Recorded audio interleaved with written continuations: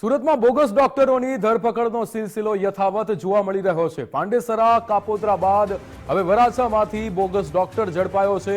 વરાછા પોલીસે બે bogus doctor જેના ક્લિનિક પર દરોડા પાડ્યા હતા, બે બોગસ ડોક્ટર અને એક કમ્પાઉન્ડરની ધરપકડ કરી છે। ડોક્ટરના ક્લિનિક પરથી એલોપેથી દવાઓ કબજે કરવામાં આવી હતી। બોગસ ડોક્ટર જુગલ બિશ્વાસ ગુપ્ત રોગનું ક્લિનિક ચલાવતો હતો। બોગસ ડોક્ટર મિલન બિશ્વાસ નેચરો હર્બલ ક્લિનિક ચલાવતો હતો। બંને બોગસ ડોક્ટરો ડિગ્રી વિના લાંબા સમયથી ક્લિનિક ચલાવતા હોવાનું સામે આવ્યું છે।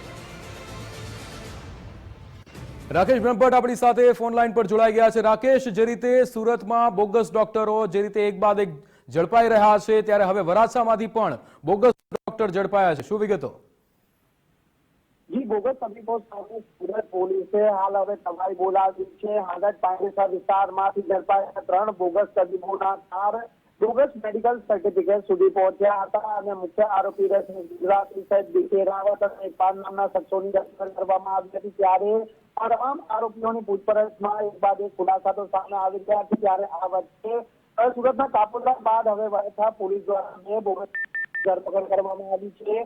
હનુમાન રોડ ઉપર આવેલા જે સુરભી કોમ્પ્લેક્સની અંદર 2 સ્થળો પર વરાછા પોલીસે છાપો માર્યો હતો અને જ્યાં ચાલતા ક્લિનિક ઉપર તપાસ કરતા મેડિકલ ડિગ્રી બાદ જે બોગસ તબીબ એલોપેથીની પ્રેક્ટિસ કરતા જે હાથ મળી આવ્યો હતો। એટલું જ નહીં પરંતુ 2 સ્થળો પર તપાસ કરવામાં આવી હતી। તે દરમિયાન જે ખાસ મિલન વિશ્વાસ અને જુગલ બિશ્વાસ જે બંને બોગસ તબીબો સહિત કમ્પાઉન્ડરની ધરપકડ કરવામાં આવી છે। તદુપરાંત જે ક્લિનિક ઉપરથી મોટા પ્રમાણમાં એલોપેથીની દવા સહિત ઇન્જેક્શનનો મોટા પ્રમાણમાં જથ્થો પણ કબજે કરવામાં આવ્યો છે। જેથી હાલ 3 આરોપીઓની વરાછા પોલીસ દ્વારા ધરપકડ કરી વધુ તપાસ હાથ ધરવામાં આવી છે। આગામી દિવસોમાં પણ આ શહેરની અંદર અલગ અલગ જે સ્લમ વિસ્તાર હોય કે પછી ગરીબના વિસ્તારના લોકો જે વસતા હોય તે વિસ્તારના અંદર આ તમામ બોગસ તબીબો પોતાની હાજરી ખોલી બેઠા છે। તેવા તબીબો સામે હવે તપાસ બોલાવવાની શરૂઆત છે તે શહેર પોલીસે કરી છે, પરંતુ મુખ્ય જિલ્લા આરોગ્ય વિભાગ આ કાર્યવાહી સામે